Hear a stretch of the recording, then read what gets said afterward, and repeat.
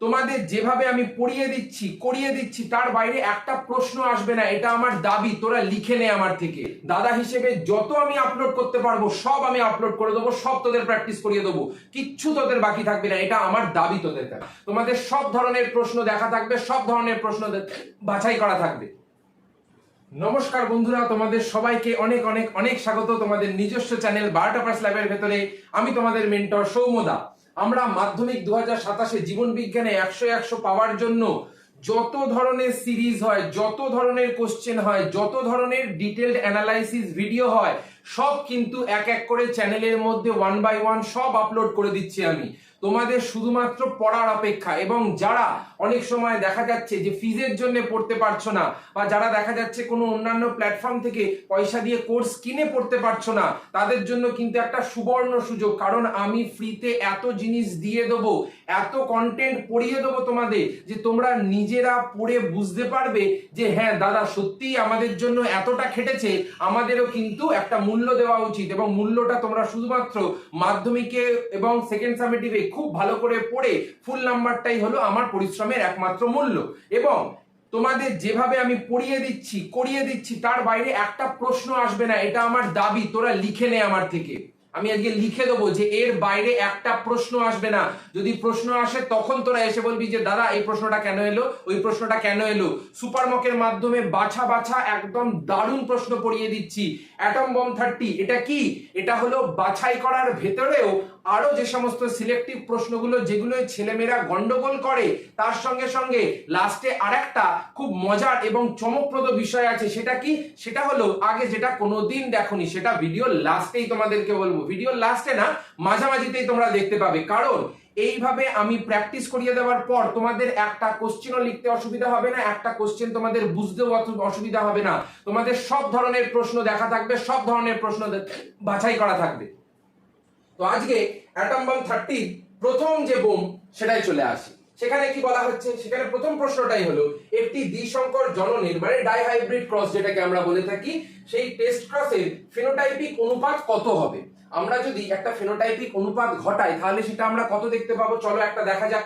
আমি test cross মানে কি বলেছিলাম? টেস্ট ক্রস মানে বলেছিলাম যে সেখানে আমরা দেখতে পাবো যে একটা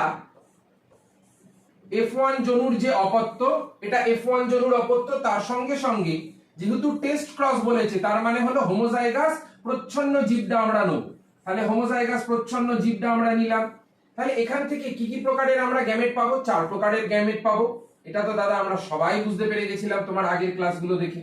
এখানে কি পাওয়া যাচ্ছে? এখানে পাওয়া যাচ্ছে স্মল y স্মল r, আর এখানে পাওয়া যাচ্ছে capital Y capital R, capital Y small r, small y capital R, small y small r। এবার প্রত্যেকটার সঙ্গে আমি যদি এই গ্যামেটটার মিলন ঘটাই তাহলে প্রত্যেকটা কটা করে উৎপন্ন হবে? একটা একটা করে উৎপন্ন হবে। তো যেমন এর সঙ্গে যদি আমি এর মিলন ঘটাই তাহলে কি উৎপন্ন হয়ে যাবে? Capital Y small y capital R small r। এর সঙ্গে এটার ঘটালে capital Y small y small r small r। এটার সঙ্গে যদি এটার মিলন ঘটাই তাহলে হয়ে যাবে small y small y capital R small r। আর এটার সঙ্গে যদি এটার ঘটাই তাহলে কি হয়ে যাবে? Small y small y small r small r। তাহলে প্রত্যেকটা আমরা কটা করে পেলাম? প্রত্যেকটা আমরা একটা করে পেলাম। তার মানে এখানে কি হয়ে যাবে? 1:1:1:1। একদম সহজ। কিন্তু এটাই যদি আমি না বুঝিয়ে দিতাম এবং তোমাদের যদি হঠাৎ প্রশ্ন চলে আসতো, তোমাদের কিন্তু সমস্ত ঘেটে ঘ হয়ে যেত। এবং আজকের ক্লাসটা করার পরে এই বাছাই করা 30টা প্রশ্ন দেখার পর তোমরা বুঝতে পারবে যে কতটা তোমাদের আমি ধরে বেঁধে রিগারাসলি প্র্যাকটিস করাচ্ছি, যার ফলে তোমাদের একটা কোশ্চেন মিস যেতে পারবে না, এটা আমার দাবি। তারপরে চলে আয় প্লাজমোডিয়ামে লোহিত রক্তকণিকার ভেতরে ঘটা বহু বিভাজন পদ্ধতিকে কি বলা হয়? সেটাকে আমরা আগেও পড়েছিলাম, সেটাকে বলা হয় সাইজোগনি। কেন? কারণ আমরা প্লাজমোডিয়াম যখন দেখেছিলাম, প্লাজমোডিয়ামের দশার ভেতরে দেখেছিলাম যে এইরকম দেখতে কিছু পটলের মতো দেখতে কোষ উৎপন্ন হচ্ছে সাইজন দশার ভেতরে। এবং সাইজন দশার ভেতরে যে পদ্ধতিকে অবলম্বন করে এই এতগুলো স্পোরের মতো গঠন তৈরি হচ্ছে, সেই পদ্ধতিটাকেই আমরা বলে থাকি সাইজোগনি, যার মাধ্যমে প্লাজমোডিয়াম নিজেদের অসংখ্য অপত্য তৈরি করার মাধ্যমে বহু বিভাজন পদ্ধতিটাকে সম্পন্ন করে থাকে। তারপরের বোমে চলে যায় মাইক্রোপ্রপাগেশন অথবা অনুবিস্তারণে ক্যালাস থেকে বিটপ এবং মূল সৃষ্টির জন্য কোন দুটি উদ্ভিদ হরমোন ব্যবহার করা হয়? তোরা উদ্ভিদ হরমোন তো পড়েইছিলি। উদ্ভিদ হরমোনের মধ্যে আমরা কি দেখেছিলাম, যে কাণ্ড বা অগ্রমুকুল সেটাকে যদি বিকশিত করতে হয় তাহলে কি ব্যবহার করা হয়ে থাকে? তাহলে আমরা অক্সিন ব্যবহার করে থাকি। এবং এই যে মূল, এই মূলের বৃদ্ধির জন্য সাধারণত নিচের দিকে মূল বৃদ্ধি পাচ্ছে, মানে সেখানে সাইটোকাইনও আমরা ব্যবহার করে থাকি একসাথে। তাহলে এবার অপশনে যদি দেখি, অপশনে দেখতে পাচ্ছি তো, এই দেখ অক্সিন আর সাইটোকাইন, এইটাই হলো আসল উত্তর। তারপরে চলে সপুষ্পক উদ্ভিদের শস্য। শস্য মানে হলো যেটাকে আমরা সাধারণত এইভাবেও লিখে থাকি শস্য। শস্য এবং নির্মিত নিউক্লিয়াসের ক্রোমোজোম সংখ্যা কত? এটাও তো দাদা পড়েছিলাম। নির্মিত নিউক্লিয়াসের ক্ষেত্রে কি দেখেছিলাম, একটা ভ্রূণস্থলী দেখেছিলাম আমরা, এবং এই ভ্রূণস্থলীর একদম উপরের দিকে এইরকম ভাবে তিনটে কোষ ছিল, যার মধ্যে এই দুটো ছিল সহকারী কোষ এবং এটা ছিল ডিম্বাণু। মাঝখানে ছিল একটা নির্মিত নিউক্লিয়াস, দুটো নিউক্লিয়াস যুক্ত, এবং নিচের দিকে ছিল এরকম ফুলের তোড়ার মতো দেখতে একটা প্রতিপাদ কোষ সমষ্টি। এবারে এই যে নির্মিত নিউক্লিয়াস একদম মাঝে রয়েছে, এটা কত এন ছিল? এটা ছিল 2n। এবং এই নির্মিত নিউক্লিয়াসের সঙ্গে যদি কোনো একটা পুংগ্যামেট মিলন ঘটায় যেটা সাধারণত n প্রকৃতির, তাহলে 2n প্লাস n কত হয়ে যাবে? হয়ে যাবে 3n। এবং সেখান থেকেই পরবর্তীকালে কি উৎপন্ন হয়? সেখান থেকেই উৎপন্ন হচ্ছে শস্য। তাহলে আমরা একদম পরিষ্কার বলতে পারি, এবং সিকোয়েন্স ওয়াইজ বলতে হবে, আগে 2n 3n এরকম করলে হবে না। আগে যেহেতু আমাদের শস্য জিজ্ঞাসা করেছে, সেজন্য আগে দেখতে হবে 3n কার মধ্যে রয়েছে। এর মধ্যেও 3n আছে, এর মধ্যেও 3n আছে, কিন্তু নির্মিত নিউক্লিয়াসের ক্ষেত্রে আমরা তো দেখতে পাচ্ছি 2n, তার মানে এইখানে 2n আছে, তার মানে এইটাই হয়ে যাবে একদম রাইট অপশন। কারণ এই প্রশ্নগুলো এতটাই কনফিউজিং ভাবে দেবে তোমাদের কাছে, প্রত্যেকটা কনসেপ্ট এইভাবে যদি ক্লিয়ার না করা থাকে তাহলে কিন্তু তোমাদের জিনিসগুলো ঘেটে যাবে। এবং যা করিয়ে দিচ্ছি এর বাইরে কিচ্ছু আসবে না, তোরা চোখ বন্ধ করে দাদার উপর ভরসা করে এগিয়ে যা, তোদের একটা কিচ্ছু আমি বাদ দিতে দেবো না, সব কিছু কমন থাকবে। এমনকি অথবার প্রশ্নগুলো অবধি আমি কমন করিয়ে দেবো, এমন ভাবে তোদের করিয়ে দেবো। শুধুমাত্র তোরা ভালো করে পড়ে যা, ভালো করে তোরা প্র্যাকটিস করে যা, আর কিচ্ছু দরকার নেই। তারপরে চলে হিমোফিলিয়ার বাহক মাতা এবং স্বাভাবিক পিতার পুত্র সন্তানদের শুধুমাত্র পুত্রদের মধ্যে হিমোফিলিয়া আক্রান্ত হওয়ার সম্ভাবনা কত? এখানে বলেছে হিমোফিলিয়ার বাহক মাতা ও স্বাভাবিক পিতার পুত্র, মানে স্বাভাবিক পিতা। তাহলে হিমোফিলিয়ার বাহক মাতা আমরা ফার্স্টে লিখে ফেলি। হিমোফিলিয়ার বাহক মাতা কি ছিল? XH plus XH। এবং স্বাভাবিক পিতা এদের পুত্র সন্তানদের, শুধুমাত্র পুত্র সন্তানদের মধ্যে হিমোফিলিয়া আক্রান্ত হওয়ার সম্ভাবনা কত? এখান থেকে দুই ধরনের গ্যামেট উৎপন্ন হচ্ছে, XH প্লাস আর একটা উৎপন্ন হচ্ছে XH। আর এখান থেকে শুধুমাত্র আমরা ওয়াইটা নেব, কারণ পুত্র সন্তানের কথা বলেছে, XH প্লাস বার করার কোনো দরকার নেই। তাহলে এখানে বলেছে শুধুমাত্র হিমোফিলিয়া আক্রান্ত হওয়া পুত্র সম্ভাবনা কত শতাংশ। আমরা যদি এই দুটো উৎপন্ন হচ্ছে, একটা উৎপন্ন হচ্ছে হলো XH প্লাস Y, একবার এটার সঙ্গে এই গ্যামেটের মিলন ঘটাচ্ছি, আর একবার উৎপন্ন হচ্ছে XHY। তাহলে দুটোর মধ্যে যদি ধরি, দুটো পুত্র সন্তানের মধ্যে, তাহলে 50-50, তাহলে 50% সম্ভাবনা থেকে যাচ্ছে। তারপরে চলে বুলবিল নামক বিশেষ অঙ্গজ মুকুলের সাহায্যে বংশ বিস্তার করে কোন উদ্ভিদ?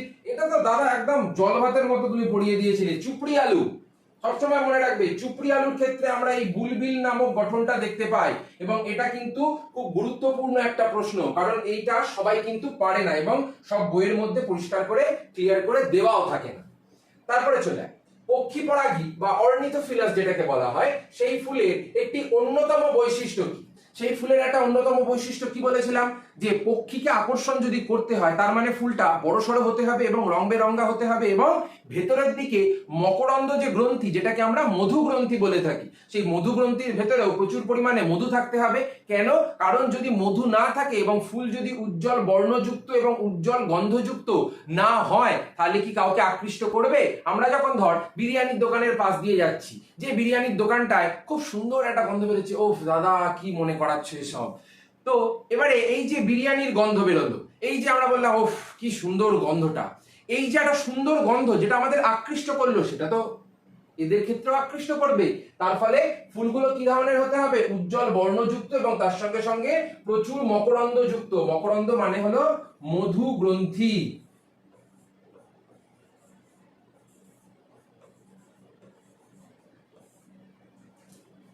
তারপরে চলে খুব গুরুত্বপূর্ণ একটা প্রশ্ন, এখানে বলেছে capital A, small A, capital B, small B, capital C, small C. তোমাদের কি শিখিয়েছিলাম? যেগুলো হেটারোজাইগাস জোড় অবস্থায় রয়েছে মানে capital A small A, capital B small B, capital C small C, এরকম হেটারোজাইগাস জোড় কটা আছে? তিনটে আছে না? আমরা তিনটে দেখতে পাচ্ছি তো। এবং এটা নির্ণয় করার ফর্মুলা কি ছিল? 2 টু দি পাওয়ার n। এবারে এই যে n, এই n এর মানে কি? এই n এর মানে হলো হেটারোজাইগাস জোড়।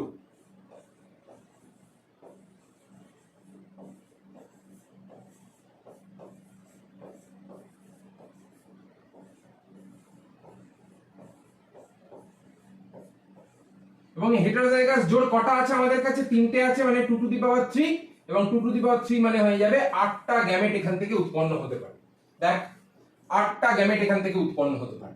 এবং এগুলো আমি আমার বংশগতির ভিডিওর মধ্যে সেকেন্ড পার্টটার মধ্যে এত ভালো করে বুঝিয়ে রেখেছি, এত উদাহরণ দিয়ে বুঝিয়ে রেখেছি, তোদের কারুর কোনো সমস্যা হবে না। এবং যারা চ্যানেলে প্রথম এসছো তারা যদি বাকি ভিডিওগুলো লক্ষ্য করে দেখো, দেখতে পাবে যে কতটা ডিটেলে আমি পড়িয়েছি এবং কতটা ডেপথে গিয়ে পড়িয়েছি, যেগুলো সাধারণত অন্যান্যরা পেড ব্যাচে পয়সা নিয়ে তোমাদের পড়াচ্ছে।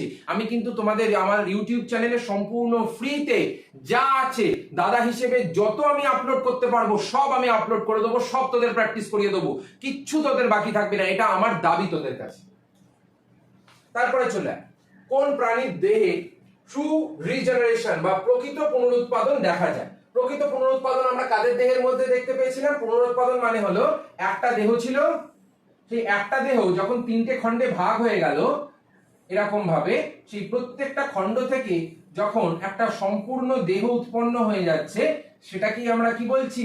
সেটাকেই আমরা বলছি ট্রু রিজেনারেশন। এবং এই ট্রু রিজেনারেশন পাওয়ারটা কার মধ্যে দেখতে পেয়েছিলাম? আমরা প্ল্যানেরিয়ার ক্ষেত্রে দেখতে পেয়েছিলাম। তারপরে চলে হোল্যান্ড্রিক জিন কোথায় অবস্থান করে যা শুধুমাত্র পুরুষদের দেহের মধ্যেই বৈশিষ্ট্য বহন করে থাকে বা বৈশিষ্ট্যের প্রকাশ ঘটায়? আগে মনে রাখবি, এই যে হোল্যান্ড্রিক জিন, এই হোল্যান্ড্রিক জিনটা সাধারণত আমাদের দেহের ভেতরে যে কানের লতি রয়েছে, সেই কানের লতির কর্ণছত্রে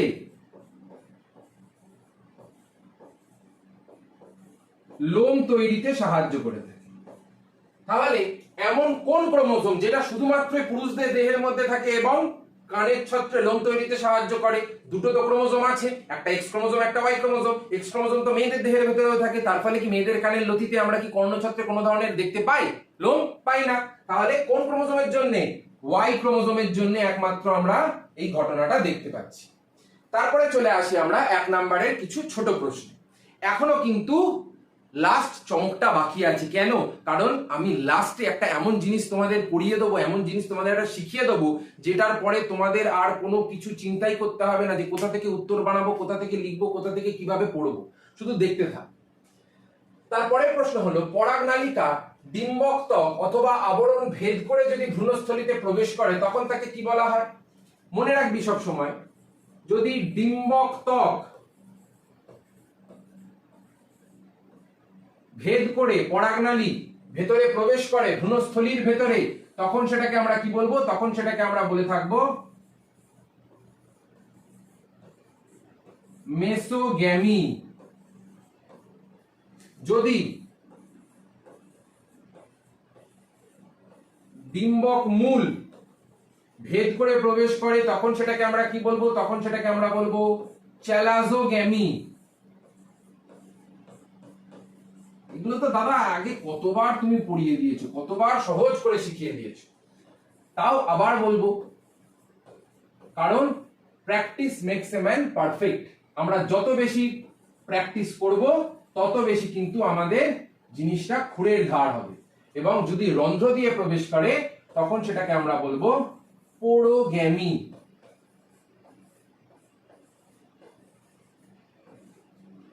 এই কটা জায়গা দিয়ে প্রবেশ করে এবং এদের রেসপেক্টিভে এই নামগুলো আমরা ডেকে থাকি, কারণ এই নামগুলোই আমরা বলছি।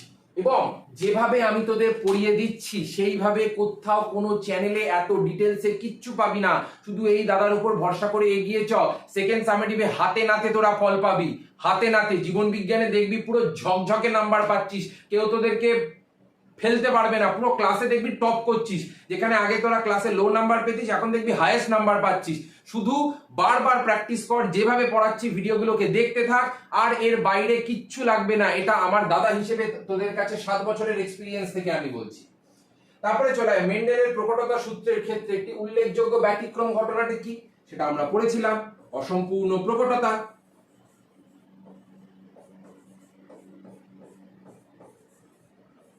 যেখানে আমরা দেখেছিলাম যে ফিনোটাইপ এবং জিনোটাইপ যে অনুপাত,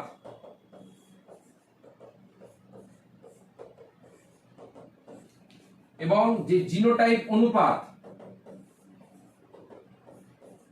দুটোই কিন্তু সেম ছিল, সেই জন্যই এটাকে আমরা ব্যতিক্রম রূপে কিন্তু গণ্যতা দিচ্ছি।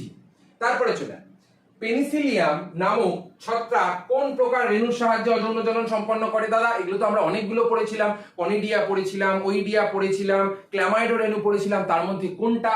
তার মধ্যে পেনিসিলিয়াম। সবসময় মনে রাখবে এই যে পেনিসিলিয়াম, এই পেনিসিলিয়াম সাধারণত কনিডিয়ার মাধ্যমে রেণু তৈরি করে নিজেদের বংশ বিস্তার করে থাকে, এবং কনিডিয়াটা হলো এক ধরনের অচল রেণু। এই অচল রেণুগুলোর মাধ্যমে কিন্তু এরা নিজেদের বংশ বিস্তার সম্পন্ন করে থাকে, নাহলে কিন্তু এরা বংশ বিস্তার করতে পারবে না। তারপরে প্রশ্নে চলে কচুরিপানার যে খর্বধাবক বা অসফেট, কচুরিপানার যে খর্বধাবক বা অসফেট যেটা অঙ্গজ জননে সাহায্য করে, এটা আসলে উদ্ভিদের কোন অঙ্গের রূপান্তর? পড়িয়েছিলাম না যে কচুরিপানার ক্ষেত্রে আমরা কি দেখতে পাচ্ছি, যে এরকম একটা কচুরিপানা আছে, মাঝখানে একটা ছোট্ট গঠন আছে, তারপরে আবার কচুরিপানা এরকম ভাবে আছে, তারপরে আবার একটা ছোট্ট গঠন আছে, আবার এরকম ভাবে কচুরিপানা আছে। এবারে মাঝখানের এই যে ছোট্ট গঠনটা, এই যে খর্বধাবক যেটাকে আমরা বলছি, সেই খর্বধাবকটা আসলে কি? খর্বধাবকটা হলো আসলে কাণ্ডের রূপান্তর। কাণ্ডটা ধাবকে রূপান্তরিত হয়েছে এবং সেটা দেখতে ছোট্ট মতো, সেই জন্য সেটাকে আমরা বলে থাকি খর্বধাবক অথবা অসফেট। দুটো নামই মনে রাখতে হবে, কারণ অনেক সময় অসফেট দিয়ে প্রশ্ন দিয়ে দেবে, অনেক সময় খর্বধাবক দিয়ে প্রশ্ন দিয়ে দেবে। তারপরে চলে মানুষের 11 নাম্বার, ভালো করে দেখবি, 11 নাম্বার অটোজোমে অবস্থিত বিটা গ্লোবিন জিনের মিউটেশনের ফলে কোন জিনগত রোগ তৈরি হচ্ছে? এখানে তো বলেই দিয়েছে বিটা গ্লোবিন, তার মানে কি হয়ে যাবে? তার মানে হয়ে যাবে বিটা থ্যালাসেমিয়া।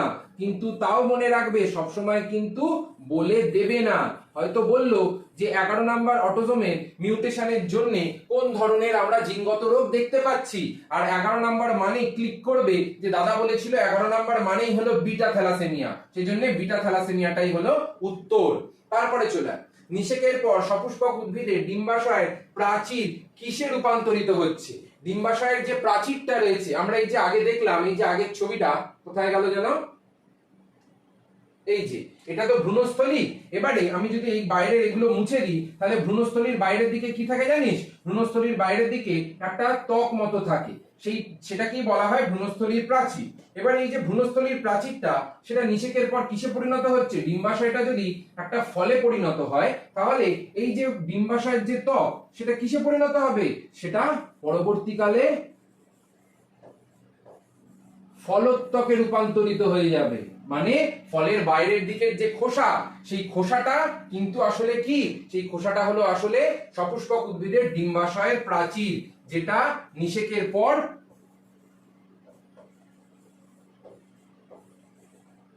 ফলোত্বকে রূপান্তরিত হয়ে গেছে। তারপরে প্রশ্নে চলে জোড়াকরণ বা গ্রাফটিং পদ্ধতিতে স্টক ও শিয়নের কোন কলাকে অবশ্যই একে অপরের সাথে সরাসরি যুক্ত হতে হয়? সেটা কি? সেটা আমরা পড়েছিলাম ক্যাম্বিয়াম।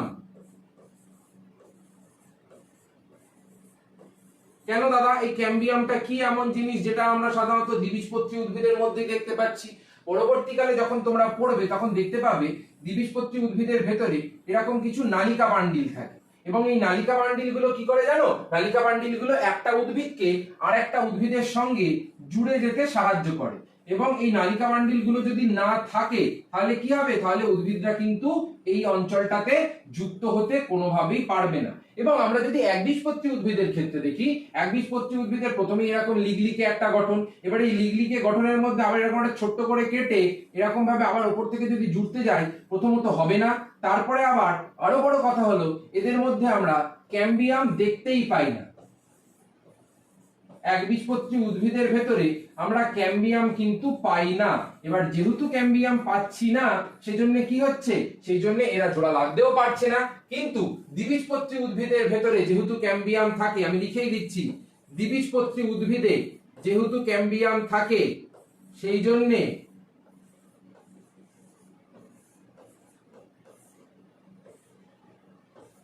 কি হচ্ছে? সেই জন্য তারা সরাসরি একে অপরের সঙ্গে যুক্ত হতে পারছে না, হলে যুক্ত হতে পারতো না। এবং এই যে প্রশ্নগুলো, এগুলো কিন্তু অত্যন্ত কোয়ালিটি কোশ্চেন, কারণ এই যে ছোট ছোট ইনফরমেশন গুলো, এই ছোট ছোট ইনফরমেশন গুলো এই ছেলেমেয়েরা জানে না, এবং এই ছোট ছোট ইনফরমেশন গুলো না জানার জন্য এরকম গুরুত্বপূর্ণ একদম হাতের মোয়া মার্কা কোশ্চেন সেগুলো বাদ চলে যাচ্ছে। এবং হাতের মোয়া মার্কা কোশ্চেন যাতে বাদ না যায়, সেই জন্য তোমাদের প্রথম থেকে শেষ অবধি পুরো ভিডিওটা দেখতে হবে, এবং এত কোয়ালিটি কোশ্চেন তোমরা দেখতে পাবে যে তোমরা নিজেরা বুঝতে পারবে। এবং তার সঙ্গে সঙ্গে তোমাদের সুপার মকের মাধ্যমে তো আমি প্রচুর পরিমাণে কোশ্চেন দিতেই থাকছি, সেজন্য সবকিছু প্র্যাকটিস করতে থাকি। তারপরে চলে আয়, একটি ক্রোমোজোমের জিনের যে নির্দিষ্ট স্থানে অবস্থান করে জিনটা, সেটাকে কি বলা হয়? আমরা কি পড়েছিলাম? যে এইটা একটা জিন আছে, এবার এই জিনের একটা নির্দিষ্ট জায়গায় একটা ক্রোমোজোম, এই জিনটা যখন একটা নির্দিষ্ট জায়গায় থাকছে, এটা হলো ধরে নিলাম এ জিন, এটা বি জিন, এটা সি জিন, এটা ডি জিন। এই যে নির্দিষ্ট জায়গায় তারা বসবাস করছে, এই নির্দিষ্ট জায়গাটাকে আমরা কি বলবো? এই নির্দিষ্ট জায়গাটাকে আমরা বলে থাকি লোকাস, যেখানে আমরা দেখেছিলাম যে একটা জিন ক্রোমোজোমের ভেতরে অবস্থান করছে। বোঝা গেল? তারপরে চলে উভলিঙ্গ ফুলে পুংস্তবক এবং স্ত্রীস্তবক ভিন্ন সময় পরিণত হলে যাতে স্বপরাগযোগ না ঘটে, তাকে কি বলা হয়? তাকে বলা হয় ডাইকোগ্যামি।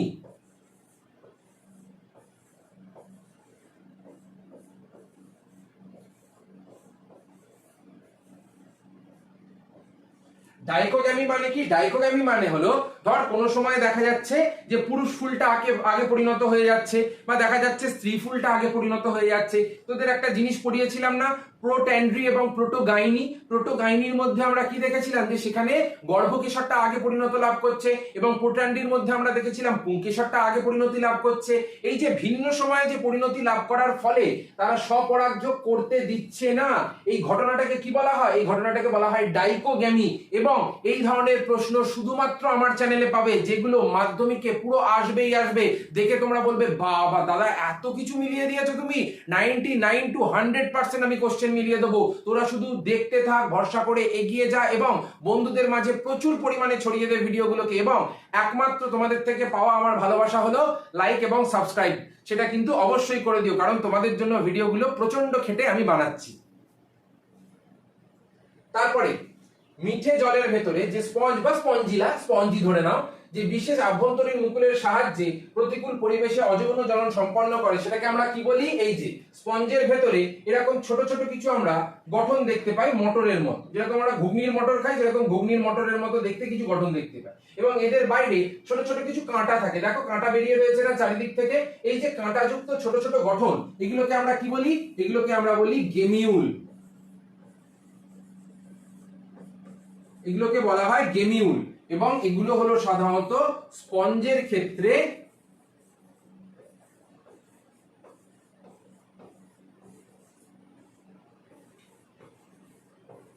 অযৌন জননের একক।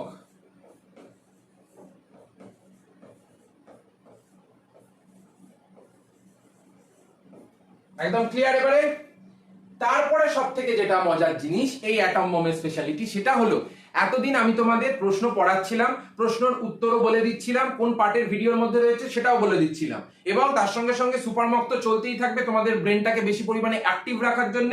কিন্তু যে সমস্ত প্রশ্নের উত্তরগুলো মাধ্যমিকে অ্যাকুরেটলি যেভাবে চাই, যেগুলো তোমরা লিখলে সলিড নাম্বার পাবে, একটা নাম্বারও বাদ যাবে না। এবং কিছু প্রশ্ন তো সুপার মকের থেকেও আমি তুলে নিয়েছি। কেন? কারণ বেশ কিছু ছেলে মেয়ে সুপার মকের কিছু কোশ্চেন ছিল যেগুলো তারা বইয়ের মধ্যে বা ডাইরেক্টলি সুন্দর করে গুছিয়ে লিখতে পারছিল না।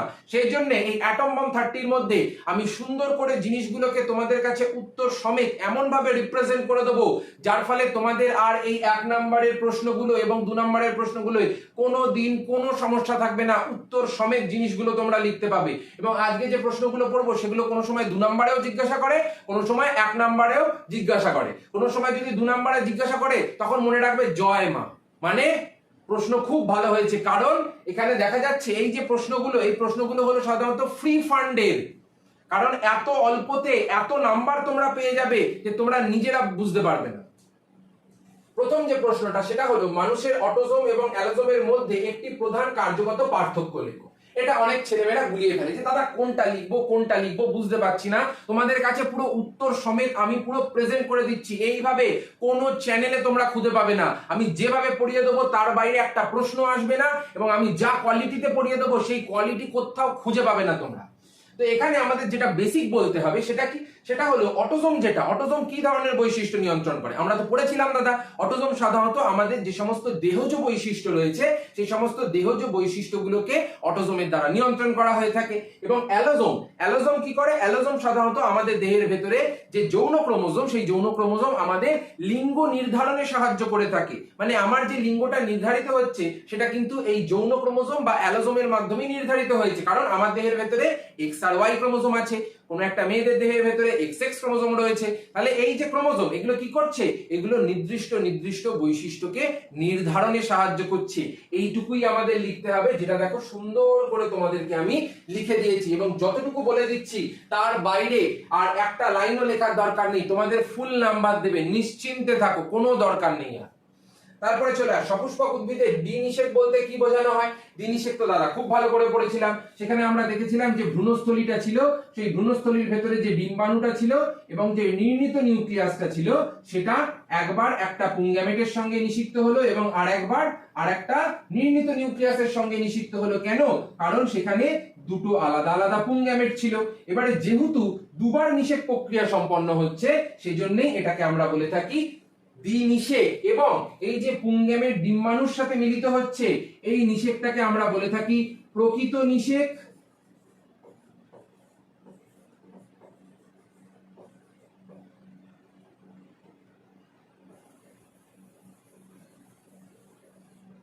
সেটাকে আমরা কি বলছি? সেটাকে আমরা বলছি প্রকৃত নিষেক। এবং যে পুংগ্যামেট নির্ণীত নিউক্লিয়াসের সঙ্গে যুক্ত হয়ে যখন নিষেক সম্পন্ন করছে সেটাকে আমরা বলে থাকি অঙ্গজ নিষেক।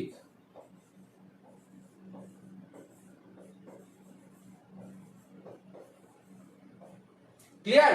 একদম পুরো ক্লিয়ার দাদা। এমন সুন্দর করে আমি পড়িয়ে দেবো উত্তর সমেত। এইভাবে যদি কোনোদিন দেখে থাকো কোনো ইউটিউব চ্যানেলে, তাহলে শুধু আমাকে চ্যানেলটার নাম বলো, কোথাও দেখতে পাবে না এত সুন্দর করে। এগুলো সাধারণত লোকেরা পেড কন্টেন্টের মধ্যে দেয়, আমি তোমাদেরকে ফ্রিতে সবকিছু দিয়ে দিচ্ছি। মানে তোমাদের একটা কাজ হলো, দাদা হিসেবে আমার কাছে একটাই অনুরোধ যে সবাই কিন্তু অবশ্যই চ্যানেলটাকে লাইক, সাবস্ক্রাইব এবং প্রচুর পরিমাণে শেয়ার অবশ্যই করে দেবে। তারপরে চলে অনুবিস্তারণ বা মাইক্রোপ্রপাগেশন পদ্ধতিতে ক্যালাস কাকে বলা হয়? ক্যালাস হলো সেই গঠন যেটা আমরা দেখতে পাচ্ছি যে অনুবিস্তারণ পদ্ধতির একদম শুরুতে কি করা হয়েছিল, সেখানে একটা অন্য উদ্ভিদ থেকে আমরা ডাল পালা কোনো একটা কোষ কলা অঙ্গ সেটাকে তুলে এনে সেই পুষ্টি মাধ্যমের মধ্যে রেখে দিয়েছিলাম। এবার যখন আমরা পুষ্টি মাধ্যমের মধ্যে রেখে দিচ্ছি তখন কি হচ্ছে, সে তার ভেতরে হরমোন আছে, হরমোন কি করছে, হরমোন কোষ বিভাজনটাকে উত্তেজিত করছে। এবার বারবার কোষ বিভাজিত হওয়ার ফলে একটা কোষ পুঞ্জ তৈরি হয়, অবিভেদিত কোষ পুঞ্জ তৈরি হচ্ছে। সেই অবিভেদিত যে কোষ পুঞ্জ, সেই কোষ পুঞ্জটাকেই আমরা কি বলছি, সেই কোষ পুঞ্জটাকেই বলা হয় ক্যালাস। যেটা দেখতে অনেকটা, ধরে নে এই যদি হয় পেট্রি ডিশ, এই পেট্রি ডিশের মধ্যে এইরকম ভাবে একটা অবিভেদিত কোষপুঞ্জ তৈরি হয়, এইরকম ভাবে একটা কোষপুঞ্জ তৈরি হয়। এটাকেই আমরা বলে থাকি ক্যালাস। আর কিচ্ছু না, যতটুকু লেখা আছে ততটুকু লিখবে, পারলে একটা ছোট্ট ছবি সাইডে এরকম ভাবে দিয়ে দেবে সুন্দর করে। আর কেউ তোমাদের একটা নাম্বার কাটতে পারবে না, যদি কেটে দেয় তো আমাকে বলে দিস। তারপরে কেটে দিলে আমাকে তখন বলে দিস যে দাদা কেটে নিয়েছে। তারপরে প্রশ্নে চলে আয়।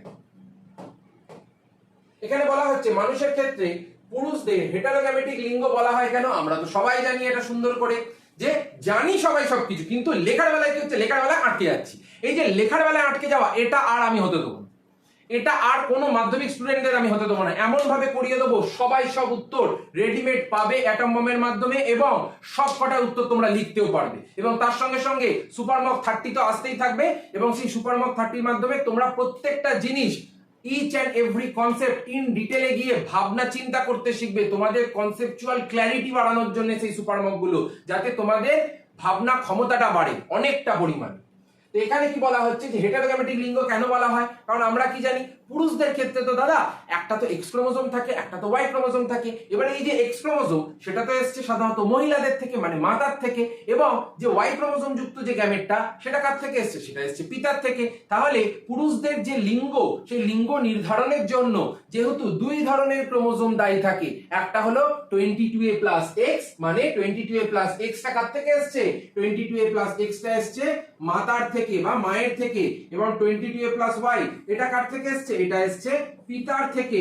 এই যে মাতা এবং পিতার মিলনের ফলে যখন যে পুত্র সন্তান বা একটা পুরুষ তৈরি হচ্ছে, সেই পুরুষের আমরা কি দেখতে পাচ্ছি দেহের ভেতরে? তার দেহের ভেতরে আছে হলো 44A+XY। সেই জন্য পুরুষদের আমরা হেটারোগ্যামেটিক বলে থাকি, কারণ তাদের দেহের ভেতরে দুটো আলাদা আলাদা গ্যামেট আমরা দেখতে পাচ্ছি। তারপরে চলে আয়, প্লাজমোটমি কাকে বলা হয়? এটাও তোদের কাছে নতুন। নতুন মানে হলো সিলেবাসের মধ্যে আছে, কিন্তু তোদের কোথাও কেউ এই প্রশ্নগুলো বলবে না, একমাত্র তোরা এই চ্যানেলে আমার কাছ থেকে জানতে পারবি, এবং এমন ভাবে পড়িয়ে দেবো কেউ ভোলাতে পারবে না তোদের। তো প্লাজমোটমিটা কি? প্লাজমোটমিটা হলো সাধারণত যে সমস্ত আর্দ্র প্রাণীগুলো রয়েছে, যেমন ধরে নে ওপালিনা, এই ওপালিনার ভেতরে যখন বারবার মাইটোসিস ছাড়া সরাসরি কোষ বিভাজন হচ্ছে, মানে ডাইরেক্ট কোষ বিভাজন হচ্ছে, কোনো ধরনের কোষ বিভাজন অবলম্বন করছে না পদ্ধতি, ডাইরেক্ট যখন কোষ বিভাজিত হচ্ছে, তখন একাধিকবার বহু নিউক্লিয়াস যুক্ত যখন অপত্য তৈরি করে, সেই বহু নিউক্লিয়াস যুক্ত অপত্য সৃষ্টি করার পদ্ধতিটাকে বলা হয়ে থাকে প্লাজমোটমি। এবং এই যে বহু নিউক্লিয়াস যুক্ত, যেহেতু বহু নিউক্লিয়াস যুক্ত টার্মটা এখানে রয়েছে, সেই জন্য প্লাজমোটমিটা কিন্তু ইম্পর্টেন্ট, কারণ এই প্লাজমোটমি এমসিকিউ এসএকিউর মধ্যে আগেও এসছে, এবং এমন ভাবে ঘুরিয়ে দিয়েছে, তার ফলে ছেলেমেয়েরা অ্যামিবার সঙ্গে এগুলোকে অনেক সময় গুলিয়ে ফেলে। ঠিক আছে, এই জন্য যেন মনে থাকে, আলাদা আলাদা দেখা যায়। অ্যামিবার ভেতরে আমরা কি দেখতে পাচ্ছি? অ্যামিবার ভেতরে আমরা দ্বিবিভাজন দেখতে পাচ্ছি এবং বহু বিভাজন দেখতে পাচ্ছি।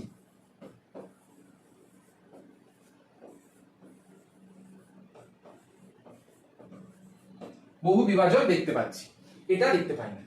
তারপরে চলে আসে জেনেটিক্স টেস্ট ক্রস কেন করা হয়? এটাও তো দাদা পড়েছিলাম, কিন্তু উত্তর লেখার সময় তো সব ঘেটে যাচ্ছে, কিছু বুঝতে পারছি না কিভাবে লিখবো, সেটারও সলিউশন উত্তর নিয়ে চলে এসেছি। কি হবে?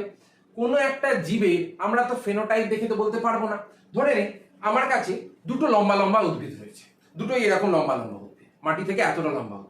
এবারে যে এত লম্বা লম্বা উদ্ভিদ, সেই দুটোর জেনোটাইপটা কি, সেটা আমি কি করে বুঝবো? সেটা তো বোঝা সম্ভব না। এবার সেটাকে বোঝার জন্য আমি কি করব? সেই জীবটার সঙ্গে যখন একটা হোমোজাইগাস প্রচ্ছন্ন জীবের আমরা সংকরায়ন করাচ্ছি, যে যাতে তাদের আমরা পরবর্তী জেনারেশন লক্ষ্য করলে বুঝতে পারি যে সেখানে দুটোই লম্বা হলো নাকি একটা বেটে একটা লম্বা হলো, তখন আমরা বুঝতে পারবো যে সেটা আসলে কি ধরনের জেনোটাইপ ছিল। যেমন আমরা যদি লক্ষ্য কর, যদি একটা বিশুদ্ধ লম্বা হয়, সেই বিশুদ্ধ লম্বার সঙ্গে যদি একটা বিশুদ্ধ বেটির আমরা যদি সংকরায়ন করাই, তাহলে কি হবে? সেখান থেকে পরবর্তী জেনারেশনে সব লম্বা উদ্ভিদ তৈরি হবে, কারণ তাদের ভেতরের যে জেনোটাইপটা সেটা কি হয়ে যাবে? ক্যাপিটাল টি স্মল টি হয়ে যাচ্ছে। আর ধর আমার কাছে একটা সংকর লম্বা রয়েছে, সেই সংকর লম্বা উদ্ভিদের সঙ্গে যখন একটা বিশুদ্ধ বেটে উদ্ভিদের আমি সংকরায়ন করাচ্ছি, তখন 50% লম্বা আর 50% বেটে হচ্ছে। তাহলে এই যে 50% লম্বা আর 50% বেটে, এটা কেন হলো? কারণ তাদের যে জেনোটাইপ সেটা ছিল ক্যাপিটাল টি স্মল টি, যেটা একটা হোমোজাইগাস প্রচ্ছন্ন জীবের সঙ্গে সংকরায়ন করার পরেই আমরা জানতে পারবো। সেই জন্যই কিন্তু এই টেস্ট ক্রস অত্যন্ত গুরুত্বপূর্ণ। কেন? একদম সহজ ভাষায় বললে জিনোটাইপ নির্ণয় করার জন্য।